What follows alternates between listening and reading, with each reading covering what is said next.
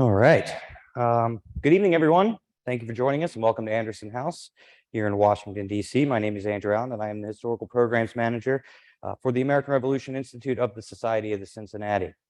The American Revolution Institute promotes knowledge and appreciation for the achievement of American independence, fulfilling the aim of the Continental Army officers who founded the Society of the Cincinnati in 1783 to perpetuate the memory of that vast event and to preserve the timeless ideals on which this nation was established.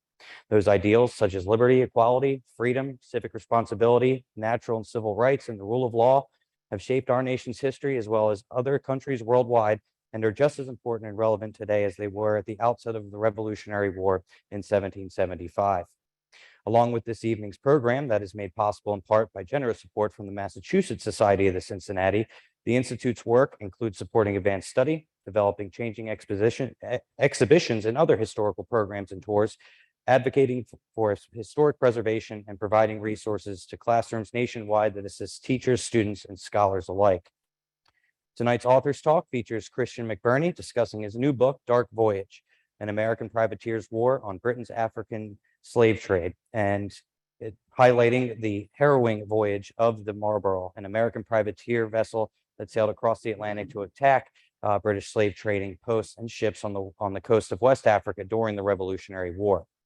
Based on a lesser-known contemporary primary source, the Journal of the Good Ship Marlborough, Christian McBurney's new groundbreaking book, Dark Voyage, is the first to explore the efforts of the Marlborough's officers and crew, along with other American privateers that targeted British slave ships. Dark Voyage fosters a better understanding of the Atlantic slave trade during the Revolution and the role American privateers played in diminishing Britain's slave trading enterprise. Christian McBurney is the president of the George Washington American Revolution Roundtable of the District of Columbia and manages the online journal Small State, Big History, devoted to the history of Rhode Island. McBurney has authored 6 books on the American Revolutionary War, which include George Washington's Nemesis, The Outrageous Treason and Unfair Court-Martial of Major General Charles Lee during the Revolutionary War, published by Savas Beatie in 2020, Kidnapping the Enemy, The Special Operations to Capture Generals Charles Lee and Richard Prescott, published by Westholme Publishing in 2013, and the Rhode Island Campaign, the first French and American operation in the Revolutionary War, published by Westholme Publishing in 2011. Additionally, he is the author of many articles on the American Revolutionary War, including The American Revolution Sees the First Efforts to Limit the African Slave Trade, published in the Journal of the American Revolution annual volume for 2021. Now, before I turn things over to Christian, I'd like to discuss a few housekeeping items for those of you tuning in with us on Zoom this evening. Following the author's talk tonight, there will be a question and answer session, so please feel free to submit your questions for Christian using the Q&A function found at the bottom of your screen, and we will do our best to incorporate them with our live audience questions. Should you have any technical related questions or comments, those can be submitted using the chat function, and one of our staff members will be monitoring that, and they will do their best to assist you. So without further delay, please join me in welcoming Christian McBurney.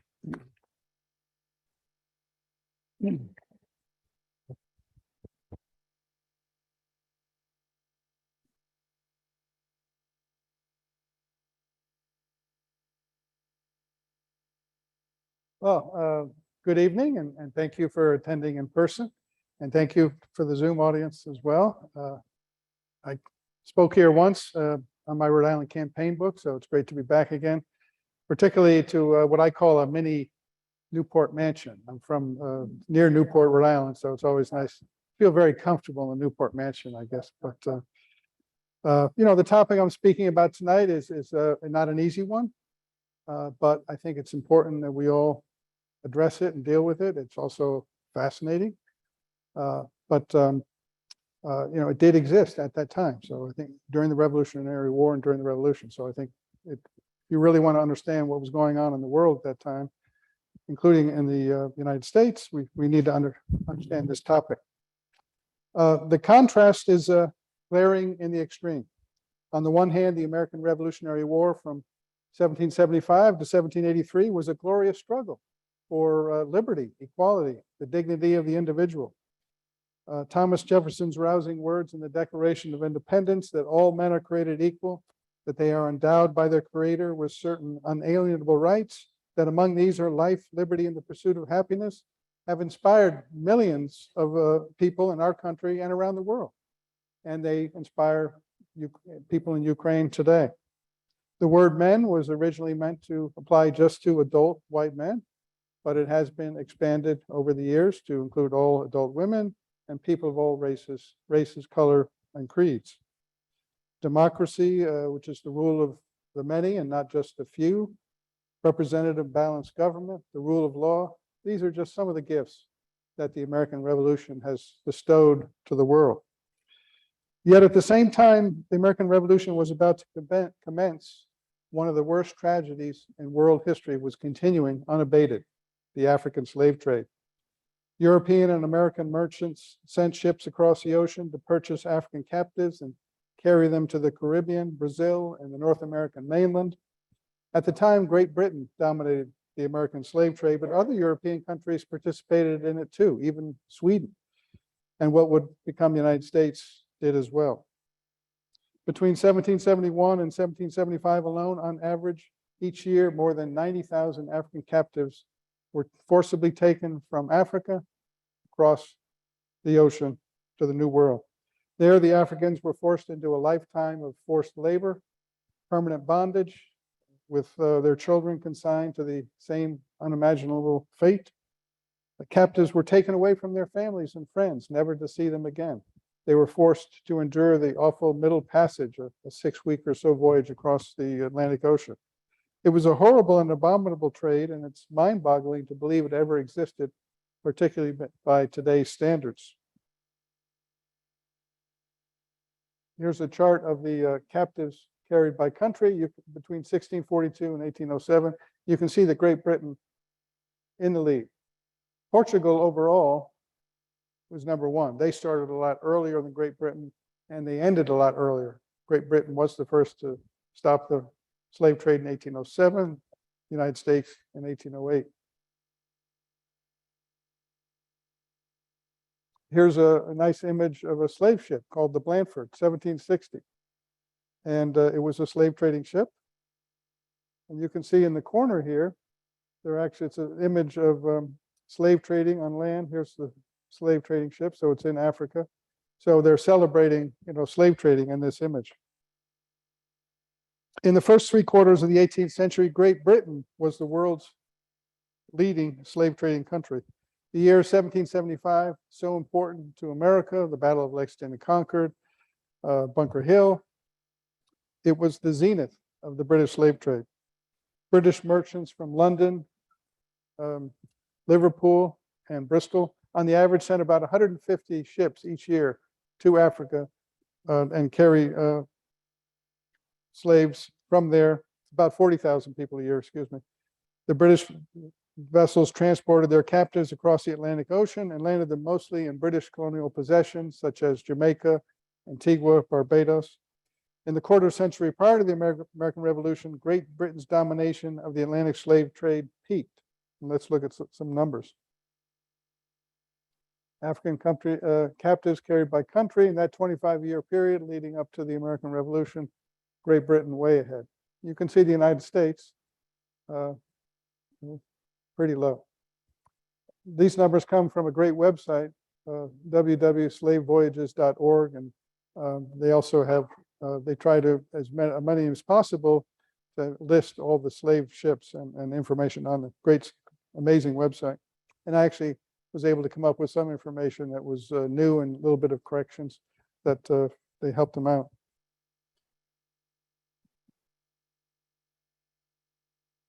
Here's a color painting of some slave trading on the coast. It's a little bit inaccurate because they're all white slave traders. Most of the time, there were African intermediaries during the selling. A British slave voyage typically had 3 legs, thus giving rise to the name triangular trade. Starting from Britain, the slave ship sailed to the African coast, carrying goods manufactured mostly in Britain. So it would have been guns and gunpowder, very popular items, textiles, clothing, porcelain, and which were used to trade for African captives. Here's another scene. This arguably a little more accurate. See the slave ship out here. Some free Africans are taking African captives out to the slave ship, and here are some friends and family. Then the ship carried the the captives across the Atlantic Ocean through the dreaded Middle Passage. The ship's destination, as I said, was usually to a British colonial possession such as Jamaica, Barbados, or Antigua, where the surviving captives were ultimately sold to local plantation owners. Next, the ship's captain purchased sugar and other products from the sugar, rum and molasses, to bring back to Britain to sell to British wholesalers. Sugar was the key. Europe craved sugar, which was virtually unknown in the 17th century. English loved sugar in their cookies, cakes, tea, and coffee. Is that true? We have an Englishman back there, Paul. Is that, yeah, he said, yeah, that's true. Yeah. The value of sugar imports and related products, molasses and rum from the British Caribbean, far outstripped any other import into Britain, including tobacco from Virginia and Maryland, and rice and indigo from South Carolina. Sugar remained Britain's most valuable import until 1820.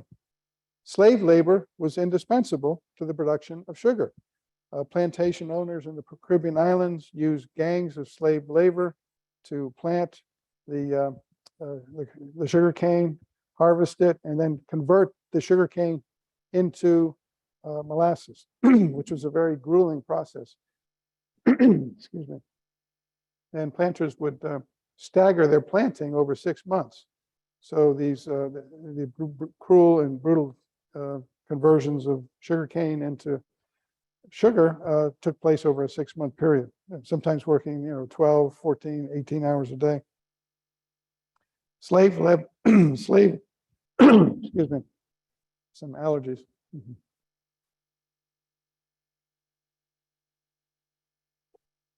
Slave labor was indispensable to the production of sugar. If slave labor was the key to the successful sugar plantations, then the African slave trade was the key to the continuation of slave labor. This was because of the need of plantation owners to constantly replenish their slave stock each year by purchasing more captives. An outstanding feature of the British Caribbean plantation slavery in the mid-18th century was that natural births of enslaved people failed by far to exceed natural and unnatural deaths. This was primarily because the death rates among the enslaved in the British Caribbean was shockingly high. Poor food, primitive living conditions, and overwork left enslaved people vulnerable to deadly diseases, and the child mortality rate was also very high. The first 3 years or so of a newly imported enslaved individual's life was called the seasoning period. It took a heavy toll. Arriving in a weakened state after the arduous Middle Passage, the new arrivals had to adjust to new work, new rules, new food. An estimated 20% of them died in the seasoning period. Here's a famous picture of slaves and captives packed under the decks, and as tight as possible. It was called tight packing. So if you went under 3.5 square feet per person, then it was really tight. Now here's Olada Equiano, and he wrote one of the only recollections of the Middle Passage that we have. And he later was freed and went to London and became a prominent abolitionist. British Caribbean planters intentionally provided their enslaved people with minimal food, shelter, and clothing. They made the mind-boggling decision that it was cheaper to buy African captives each year than to pay and make sure that the African captives they already have were well-fed and well-clothed.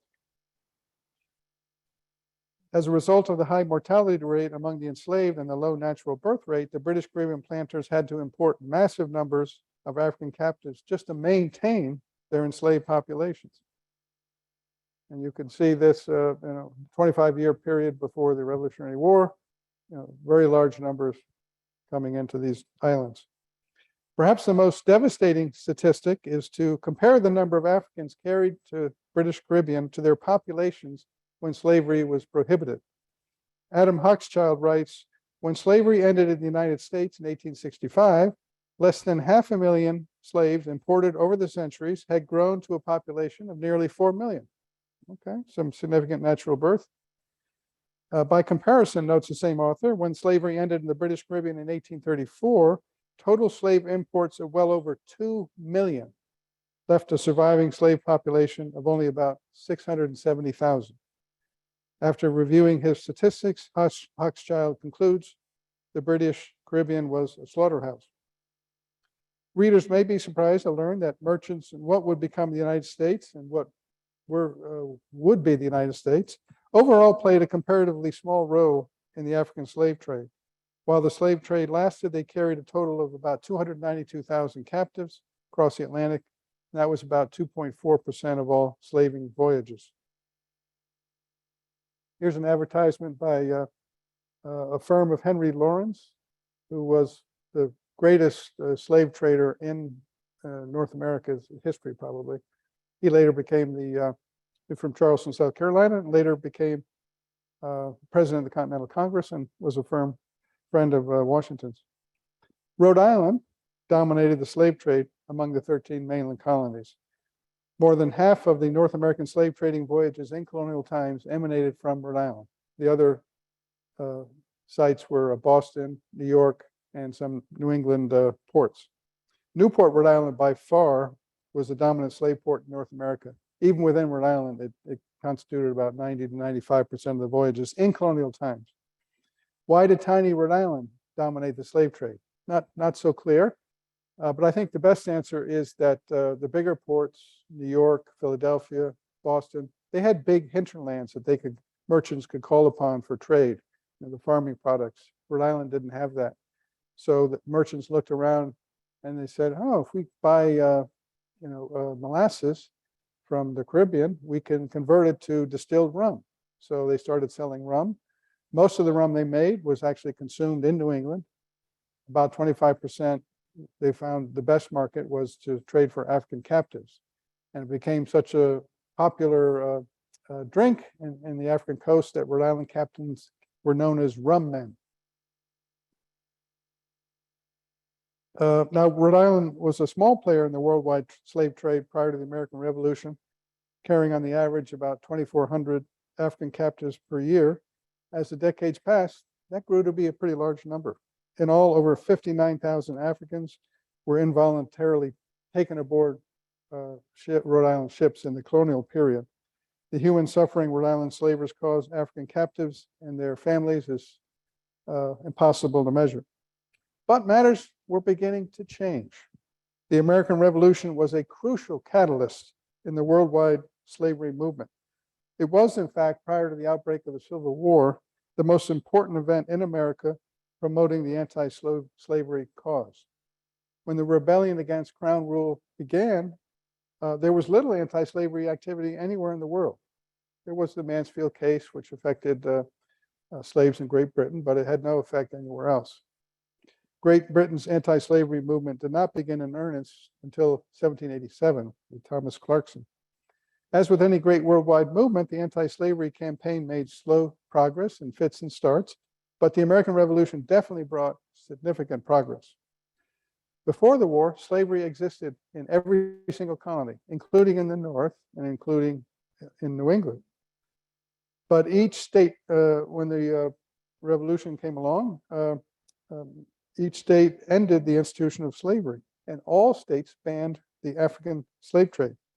This was probably the first time in world history where that happened. The American Revolution thus proved to be a major leap forward to the cause of ending the African slave trade, as well as slavery itself. But slavery continued in the South. We know it expanded with the invention of the cotton gin. Thus, there was still a long road ahead to ending slavery and treating Black people as political and social equals. With the American colonists denouncing a British plot to enslave them by imposing taxes without representation, it's not surprising that patriots began to look around and say, well, wait a minute, we're actually enslaving people.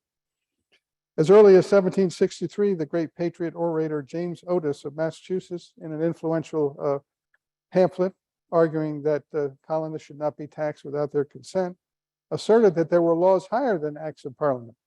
While not necessary to make his point, Otis delved into race relations. He exclaimed, the colonists are by the law of nature freeborn, as indeed are all men, white or black. Does it follow that 'tis right to enslave a man because he is black? Speaking of the African slave trade, he said, nothing better can be said in favor of a trade that is the most shocking violation of the law of nature. Oh, I forgot to mention this later. Here's a scene of mostly Rhode Island merchants. And several of them were future governors and a few slave traders. And you can also see some African captives who were servants here and here. And right here, this guy's having his pocket vomited into and rum being poured on his head. But, that painting is in the St. Louis Museum. Getting back to the topic, this is called the Oration by John Allen. And if you listen to Stephen Park's lecture here on the burning of the Gaspee, also in Rhode Island, you'll know about this pamphlet. And he called it the burning of the Gaspee, of an important event protesting British tyranny. But in the 4th edition, and it was one of the most popular pamphlets in the colonies up to that time, in the 4th edition, he added a whole new segment on against the slave trade and against slavery. And this, took time for New England ministers to really go against the slave trade, but it was starting to happen. In the lead up to the American Revolution, most legislatures in the colonies passed laws to try to limit slave imports into their colonies. But each time, Britain revoked the laws. They didn't want to do anything that would interfere with the profitability of their slave trade. My new book brings together the glory of the American Revolution and the horror of the African slave trade together in one tale. The tale is told through the extraordinary voyage of the Rhode Island privateer Marlborough to West Africa and the men who sailed on it with the bold goal of attacking British slave trading interests. Now, why would a privateer sail to faraway West Africa? Privateers typically sailed down to the Caribbean and captured sugar merchant ships there, or they went up to the Canadian coast and they captured military ships there. But Africa? No privateer was known to have sailed there before. The story starts in Providence, Rhode Island, with John Brown, the main investor and the mastermind behind this voyage. Brown was a member of the Brown family of Providence, which were well-established, successful merchants. In 1772, he organized and led the burning of the British revenue cutter Gaspee. He was also an early investor in a nearby iron foundry, which manufactured a lot of cannon for the war, especially for privateers. He got some money from there, and he was also got money from being a contractor with Continental Congress, purchasing gunpowder overseas and other military supplies. Here's an image of him in 1794, and this is held by the New York Historical Society, painted by Edward Malbon. In 1776 and 1777, Brown got really rich as investing in privateers. During the war, the Continental Navy was no match for the Royal Navy, which at the time was the most powerful navy in the world. America's most effective weapon at sea by far was privateering, the operation of privately owned commerce raiders. From British ships, Americans captured gunpowder, weapons, food, blankets, and other supplies that were important for the Continental military, as well as state military. Privateers were not pirates. Pirates operated outside of any government oversight and solely for their personal gain. Privateers were sanctioned by a government to attack only enemy shipping. They were required to follow an elaborate set of rules, including that you could only capture enemy shipping. Couldn't just go capture any old ship. And you had to treat prisoners humanely. And if you didn't follow those rules, you could lose your prize or even your commission. Once an enemy vessel was captured, the captain of the privateer would typically select from his crew a prize master and a small prize crew that would sail the ship back to a safe port. And there, if it was in the US, there'd be an admiralty court proceeding, and there'd be a jury. Perhaps you would be members of the jury to determine, was this prize lawfully taken from an enemy? And if it was, after court costs were reduced, the investors would share in 50%, and the officers and the crew would share in the other 50%. Here's an ad for auction of prizes taken in Baltimore. Many who enlisted with an American privateer had mixed motives of patriotism and economic self-interest. Christopher Prince, when he joined the crews of New England privateers, wrote, he had two motives in mind. One was for the freedom of my country, and the other was to enjoy the luxuries of life. Samuel Phillips, who was a neighbor of the future captain of the Marlborough, would serve as a lieutenant on 4 voyages, including 2 with the captain, and commanded another voyage by himself. He was caught and imprisoned in dirty and crowded jails 3 times. Yet Phillips was proud of his service. He wrote after the war, I have ever striven hard and suffered much to help gain the independence of my country, which I ever held near and dear to me. If privateersmen were honest with themselves, they would admit that they're probably mostly interested in gaining profits. If they were interested totally more in patriotism, they would have joined the Continental Army or Continental Navy, which had difficulty competing with privateersmen throughout the war. Yet privateers sometimes engaged in fierce contests with the Royal Navy, as well as British and Loyalist privateers. The captain of the Marlborough, George Waite Babcock, in his career never shirked from fighting any enemy. He fought 5 fierce battles against well-armed enemy ships, which are described in this book. In the early years of the war, the Royal Navy did a lousy job of protecting merchant ships. And as a result, American privateers, especially in New England, seized hundreds of merchant ships sailing between Britain and both the Caribbean and Canada. Soon, Providence, Rhode Island became awash in surplus goods and supplies. The Reverend Everin Stiles from Newport wrote that some 40 prizes had been brought into Providence by October 1776, all but 3 of which had been engaged in the sugar trade between Britain and the Caribbean colonies. Young John Howland from Providence served in a infantry regiment from Rhode Island in Washington's army. It was grueling in that year, 1776. He recalled, the year 1776 was mostly employed in privateering, and many whom I had left in poor circumstances were now rich men. The wharves of Providence were crowded with large ships from Jamaica and other islands loaded with rich products. And here's a map of Providence to the top of Narragansett Bay. And this is where John Brown's wharf would have been. While privateering was risky, the rewards could be phenomenal. I discovered by reviewing John Brown's privateering records that it cost him relatively little to buy a privateer ship and outfit it. Outfitting it cost far more than buying the ship itself, compared to the prizes that he brought in. On average, it cost Brown about 3,300 pounds to buy and outfit the privateer ship. Yet on the average, and this privateer ship in particular that was very successful only carried 8 cannon and had 30 to 40 men. That's it. But it was able to capture large merchant ships that were way heavier than it was. And when the goods were sold and the ship was sold, the prizes were worth, on the average, each 9,000 pounds. So just one single capture could pay for an entire voyage, especially in the early days.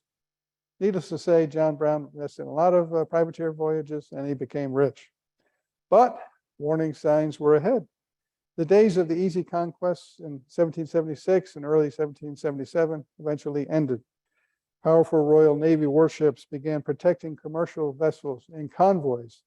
They began to blockade American ports. They began going after privateers and capturing many of them. Most crews of captured privateers were sent to awful British prisons in New York and back in Britain. Merchant ships, especially slave ships, began to arm themselves with more cannon.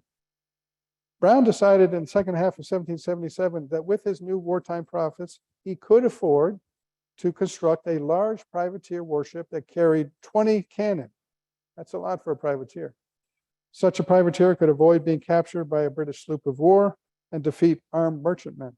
But it still couldn't handle a 32-gun frigate, which were not only more powerful, but were actually faster than most privateers. What to do? Brown had, and if he, normally you would send the privateer to the Caribbean or Canada, but a lot of ships were getting captured. What to do? Brown decided, I'm going to send the ship to the coast of West Africa. Brown figured correctly that the Royal Navy was overstretched. It had to transport the army in its ships, transported the army from Staten Island to near Philadelphia, for example.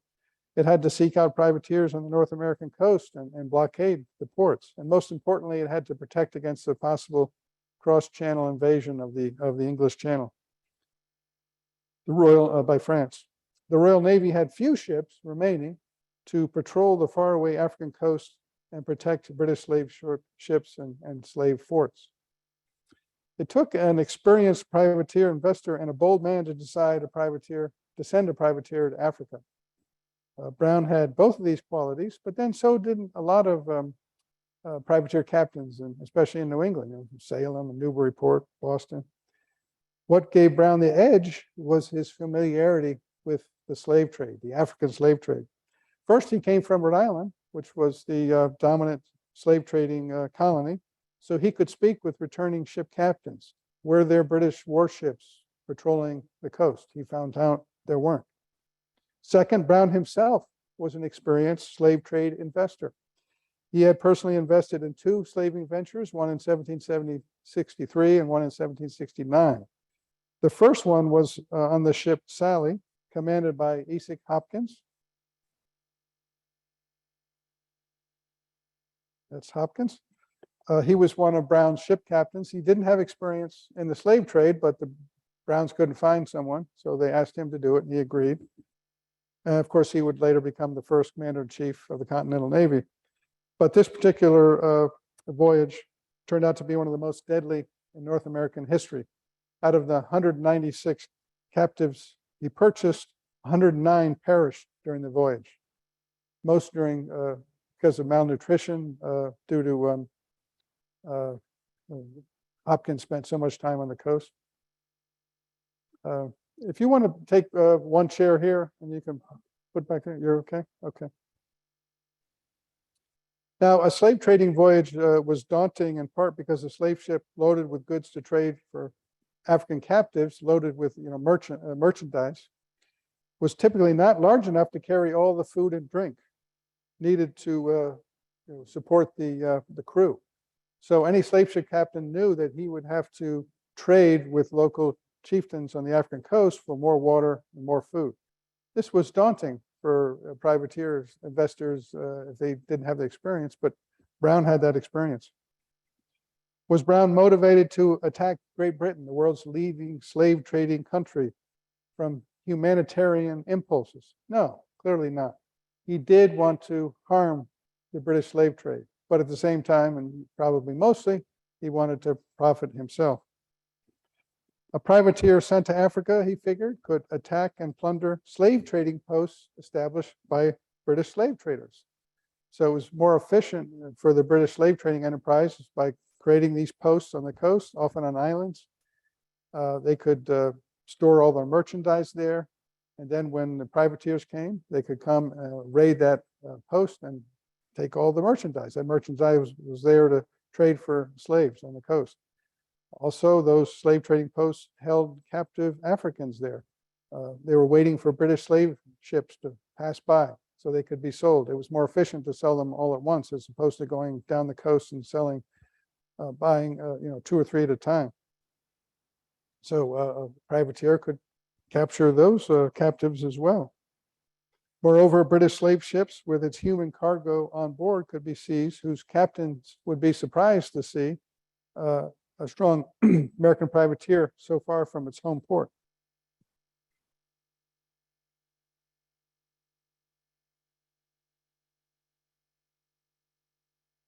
If Brown was really fortunate, he figured, the privateer could capture a large slave ship with African captives ready to sail for the Caribbean island. Such a ship was called All Slave. So it was ready, after spending perhaps almost a year on the coast, it was ready to take the voyage across the Atlantic and sell, and they were in the British Caribbean, and that's where they would earn their profits. Brown's privateer could simply step in and snatch the slave ship and its human cargo as a prize of war. The prize crew from Brown's privateer would be ordered to sail to North America, perhaps a French controlled island like Martinique and Guadeloupe, and there they would sell the captives. So at that point, Brown and his investors were acting as slave traders, and then they could really cash in. A few other patriots had considered expeditions to Africa. One of them was John Paul Jones, who by war's end was the greatest Continental Navy hero. He was stationed in Newport in October 1776, and he recommended to Congress that he command a small expeditionary force to sail Continental Navy ships to the West African coast. He was sure that his ships would, I quote, carry all before them and give a blow to the English-African trade, which would not soon recover.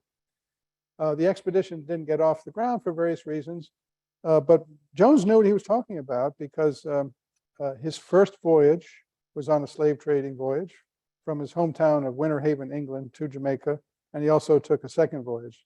After that, he did not engage in that activity anymore. Brown was also aware from reading newspapers that beginning in early 1777, American privateers started to capture British slave ships. In one desperate fight between a British slave ship on its voyage to Africa, so it was from England to Africa, there was a fierce engagement that ensued, and a lucky American shot hit the gunpowder on the British ship, which exploded, killing all but 3 on board.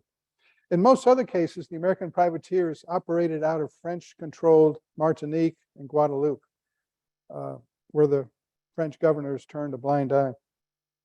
They would sail out for about an hour or two.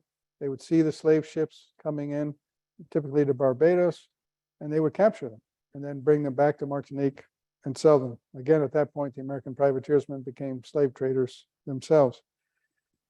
Brown had his new 20-gun, 3-masted brig constructed in Providence in late 1777. He named his privateer the Marlborough after the Duke of Marlborough, a descendant of Winston Churchill. Here's a model of what the Marlborough probably looked like. A great model, and it's now in a British model originally. Probably not. It's now in Hamburg, Germany.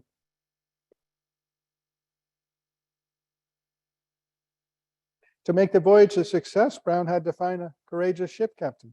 He found one in George Waite Babcock of Exeter, Rhode Island. The township of Exeter is landlocked, and it's known for small and stony farms, but it did have as its neighbor on the coast a small port called Wickford, North Kingstown. So he moved there, and Babcock showed leadership skills by forming an independent company of rangers who intimidated local Tories. That happened to be an area where Tories were very active. Babcock also served as an officer on the privateers, including as a second lieutenant on one of John Brown's ships. And Babcock would turn out to be a bold and sensible commander of the Marlborough and one of the top privateer captains of the war. Babcock hired most of his officers and crew from the Exeter and North Kingston, were near Wickford. So the people who knew him best and trusted him went with him. Here's a signed commission. You can see George Babcock's name and John Brown. Now, why am I showing this? I call this painting the Black Privateer. The Black Privateers did commonly go on, privateersmen did commonly go on privateer ships. I looked at one list of a crew of a privateer called the Independence. Out of 60 crew, 63 clearly had African sounding names, probably more because some of them had regular English sounding names. Now, did Babcock hire any black privateers going to Africa to attack slave ships? Probably not. So there's no evidence that any were on that voyage. I actually own this painting. My father bought it in 1971 in Charleston, Rhode Island, at a small art shop.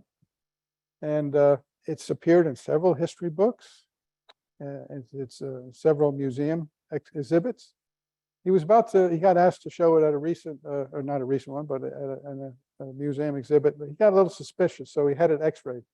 Turns out the black paint was painted on in modern times, so it's a fake in that respect.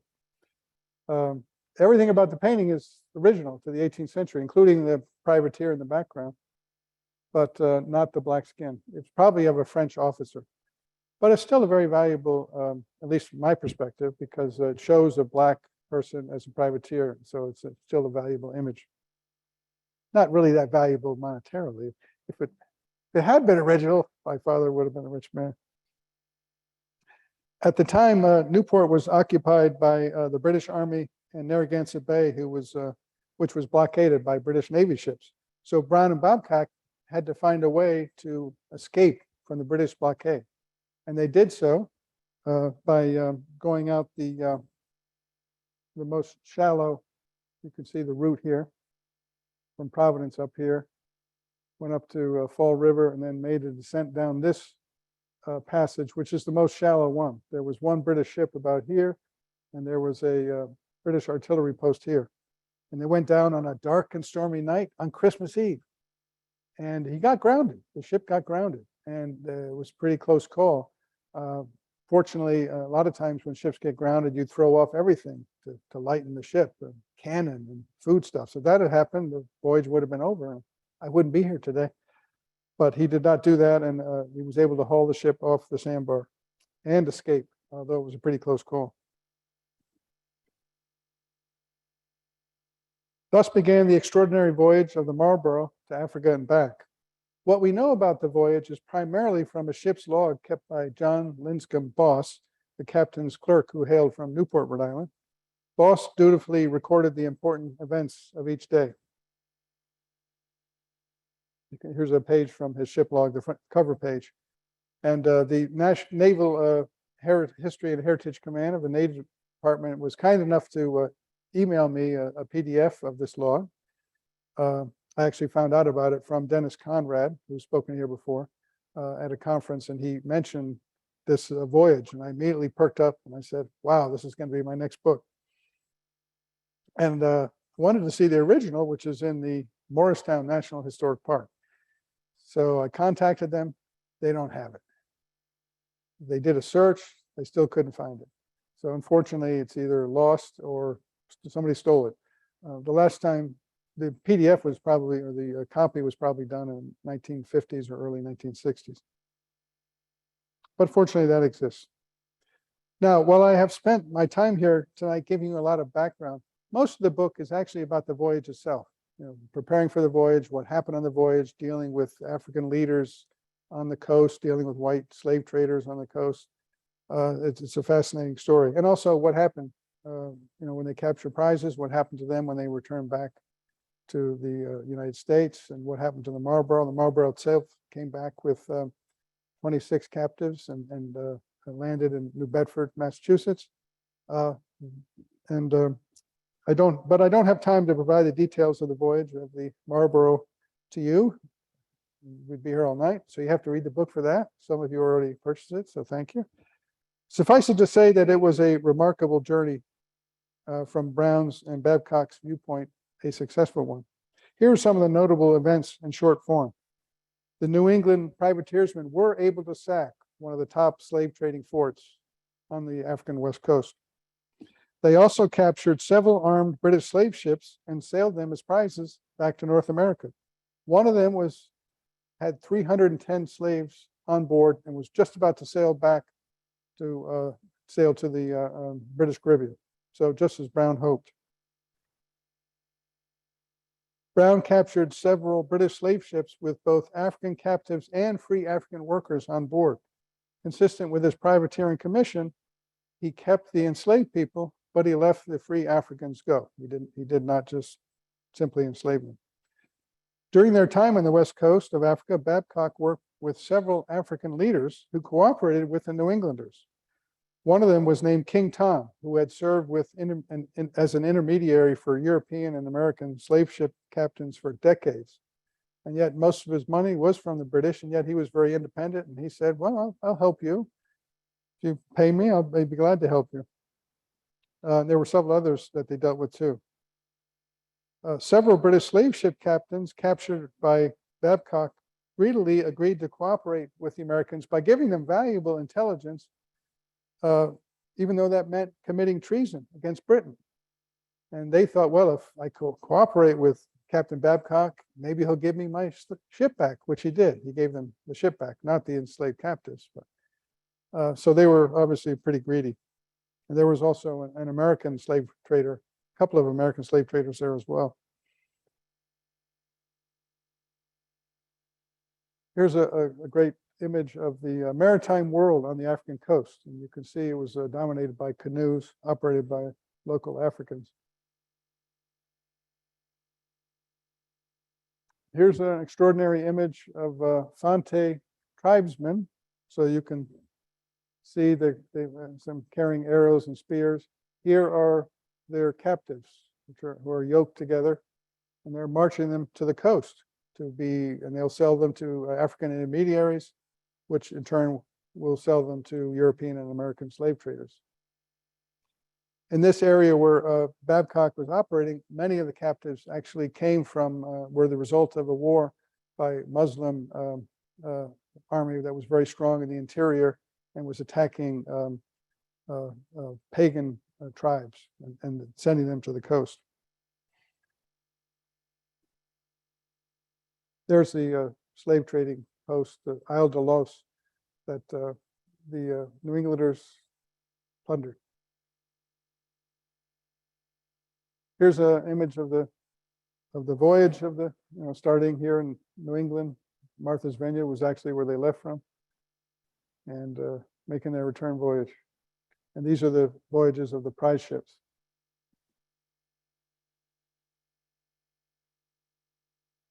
The Marlborough damaged the British slave trade more than any other American privateer. In the last chapter of my book, I argue that the actions of the officers and sailors of the Marlborough, as well as those of other American privateersmen who intercepted British slave ships at sea, had a stunning unintended impact. The British slave trade by 1778 had not only been disrupted, it had virtually collapsed. British slave trade, if you're a British slave investor, you're having all your ships captured by American privateersmen, you're not going to want to invest in it anymore. By 1778, the reduction was more than 70%.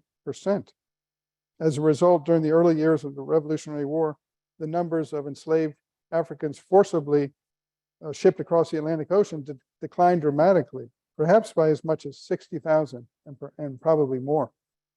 Another unintended effect was that the slave prices declined from about 22 pounds in Africa to about 7 to 12 pounds. This is the first book to detail and emphasize the role of American privateers in disrupting the African slave trade by Britain. Appendix B lists and describes 26 captures of British slave ships with no enslaved people on board from August 1776 to August 1778. And I picked August 1778 because that's when the French Navy came in. And at that point, they were the more dominant maritime force. Appendix C lists and describes the captures of 41 British slave ships with more than 11,000 African captives on board and in the same time frame. The stories behind these captures are remarkable. Prominent British slave trade historians who reviewed my manuscript were surprised at the new material I had found. Here's another original document one of the original documents I found. These are the orders by Babcock, who's got a signature down here, to Francis Bradfield, he selected as the prize master of that vessel with 310 enslaved people on board. And he was telling them, I want you to bring it back to Martinique, sell to the French merchants there at the best merchant houses. He talked about the terms. If you can't do that, go to Charleston. So he was very specific. I found this actually on a search on Google, and it wound up, it was an auction site, and I was able to track this document down to the Cornell University Library. Here's a map of the British Caribbean. You can see an enslaved man here dealing with some boxes of sugar. Barbados was the closest to Africa, so a lot of slave ships came through here. And that's where they were captured by American privateers operating out of Martinique. Now, Jamaica is way over here. So that would be another 1,000 miles trip. So that was tough, very difficult for African captives to be on the slave ship for that much longer. On a personal level, the men of the Marlborough and the other American privateersmen desperately wanted to see British slave ships filled with enslaved Africans for their own selfish and awful interests. When they did capture British slave ships, they became slave traders, hoping to sell their captives for as high a price as possible. They did not show compassion for the hundreds of captives crammed aboard the British slave ships they captured, or worry about the trauma that the enslaved Africans had already suffered. Instead, the Americans sought to treat the captives the same as any other non-human cargo seized on board an enemy ship. While such a motive at the time wasn't objected to by everyone, by today's standards, it's repugnant. The unintended beneficiaries of the war at sea, however, on the slave trade were the Africans who otherwise might have been sold to British slave traders and carried across the Atlantic Ocean. The officers and sailors on the Marlborough and other American privateersmen who intercepted British slave ships did not have the humanitarian goal of helping Africans, far from it. Still, their actions did substantially reduce the slave trade and prevent tens of thousands of Africans from becoming enslaved in the New World. This was a positive impact, even if it was temporary and unintended. The privateersmen could thus be viewed as either heroes or villains, or both. Thank you.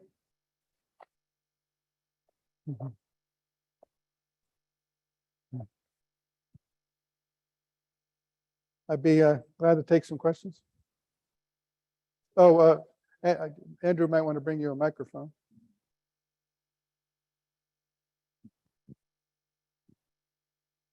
This is really advancing the idea of how profitable the slave trade was to the British. And I suppose that they, like tea, like everything else, extracted as much as they could from it. And at the same time, people in the United States who were building ships, who had the technology to do that, weren't making as much. So their motivation to destroy the British slave trade and take it over is proven by after the American Revolution. The number of ships coming to American ports increased fourfold from the very beginning, 1619, up until the American Revolution. From after the American Revolution to 1808, the amount of imported slaves increased fourfold over that. Well, your question is for the audience as well. I'm not sure that's working, Andrew.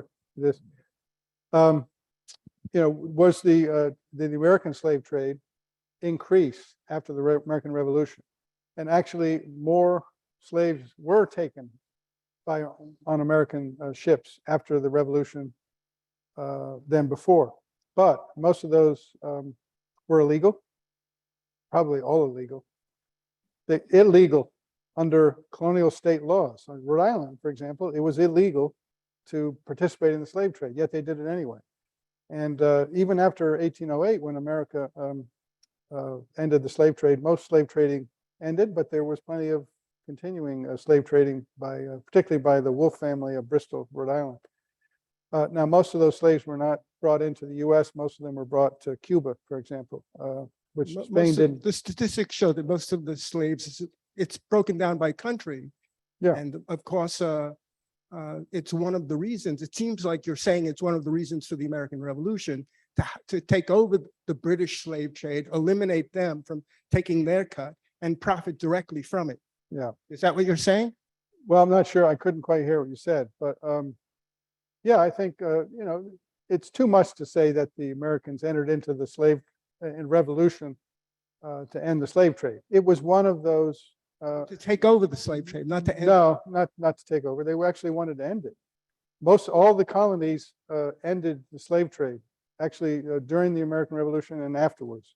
Now, were there some people illegally trading slaves? Yes. All of them also said we're outlawed immigration of After Africans, the American Revolution. after immigration of slave trade. South Carolina, unfortunately, in 1804, opened the trade, and that was unfortunate. Well, And as the a country lot of moved Rhode Island west, ships. those new states in the South became enslaved states. Yes, and that's why South Carolina opened it, because there was demand from Alabama and Mississippi, and a lot of Rhode Island ships were engaged in that trade as well. So there, yes, you're right about that. There was plenty of slave trading. I'd say most of it though was not in the US, but it was to Cuba. And most of it was illegal, but it did exist, no question about it. And I think it's even worse, after the revolution, I think slave trading is even worse, and it was also illegal. If But it was illegal, then there must be a lot of court cases. Did you There, find there were any? some, but it was very difficult. The American system of law, was not that developed. The enforcement, I should say, not the law, the enforcement. And there wasn't the will to enforce it either, unfortunately. Fair questions, though.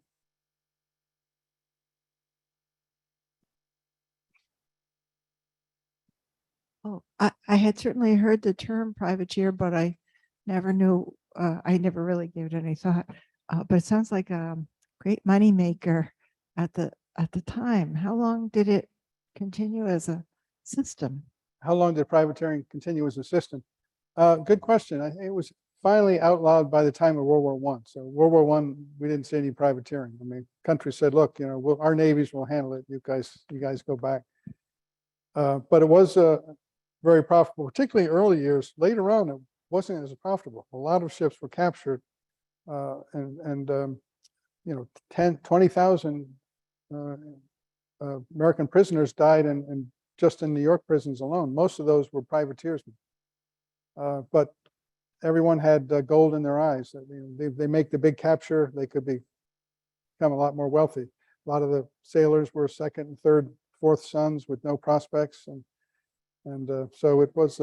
It kept going throughout the end of the war, even after the George Babcock engaged in one action, even after Yorktown.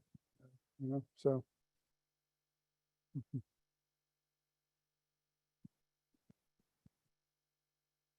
Was Brown the person who funded Brown University? Was John Brown the one who funded Brown University? No, but his a relative was back in I think early 1800s. Brown wanted to raise some money, so they said whoever gives the most, you can pick the name. So James Brown, a descendant, did do that. But John Brown was a treasurer for 21 years on Brown University, then known as Rhode Island College. Brown engaged in his career 6 slave trading voyages, invested in them. You could call this Marlborough one a 7th one.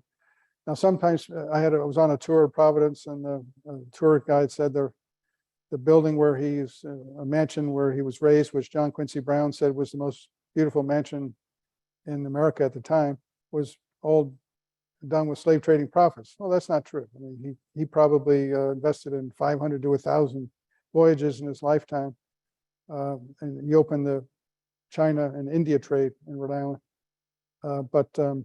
And we know that the Sally lost a lot of money, so that's not true. But he was an inveterate slave trader. He never apologized for it. His brother Moses Brown became an abolitionist and a Quaker, and they had legendary fights.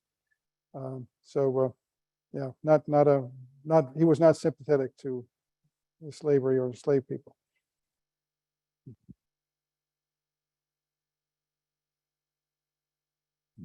Excellent presentation. Just curious, you focus on the Marlborough, the Marlborough. Were there other ships like that interdicted the slave trade from Massachusetts, Boston, or New Hampshire, or Maine? You mean where did the privateers come from? Yes. Because there were 41 captures with 11,000 African captives on board. So most of those privateers came from Massachusetts, I would say. A few from Rhode Island, Baltimore, even Charleston, South Carolina, just all over. Robert Morris invested in several, the key congressional member, and he actually advised his captain to be on the lookout for slave ships. So, yeah. Did the Continental Congress get a cut from the profits of privateering? Did the Continental Congress get a cut from the profiteering? Good question, because if they did, then they would be participating in the slave trade, but they did not. The Continental Navy got a cut from Continental Navy captures, but the Continental Navy is not known to have captured any slave ships. They captured a few without slaves on board. One of them got recaptured by a British Navy, but no indication of that. I mean, you could argue that by having these privateering commissions, they, participated in African captives being captured.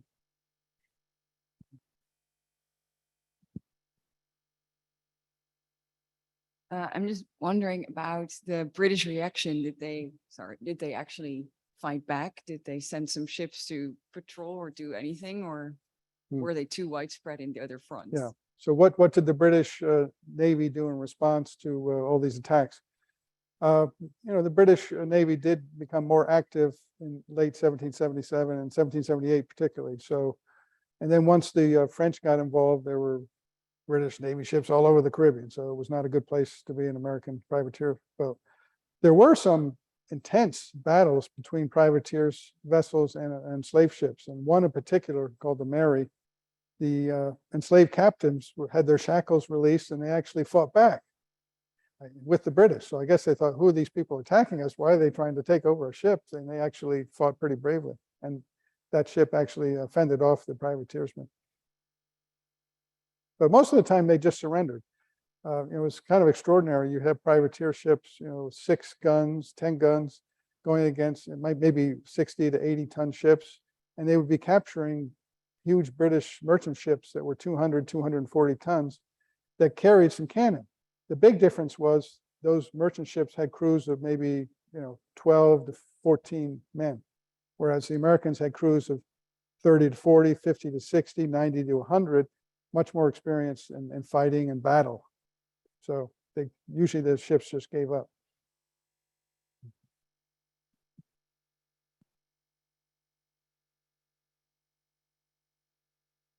Christian, we do have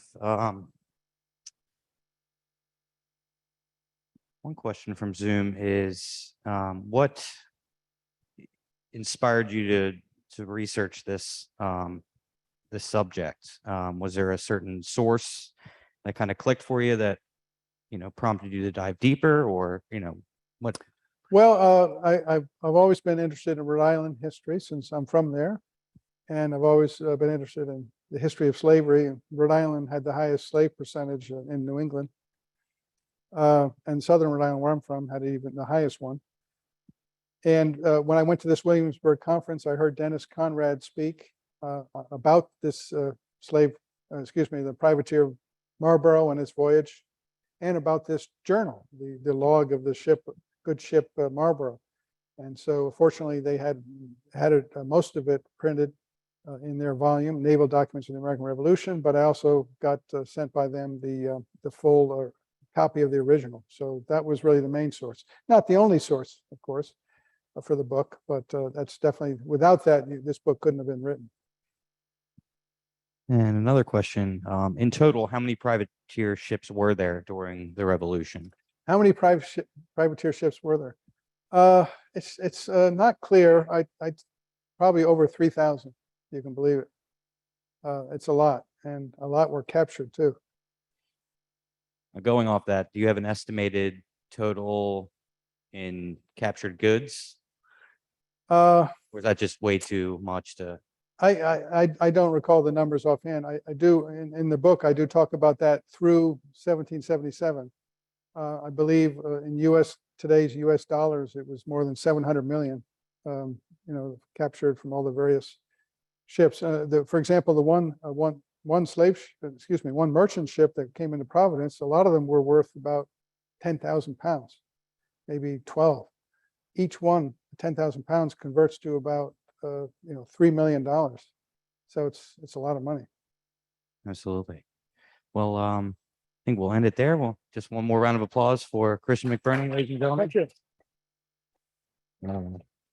Thank you all for coming out tonight and for your continued support. I hope this entices you. If you haven't purchased a copy of the book already, we do have that set up in the back here.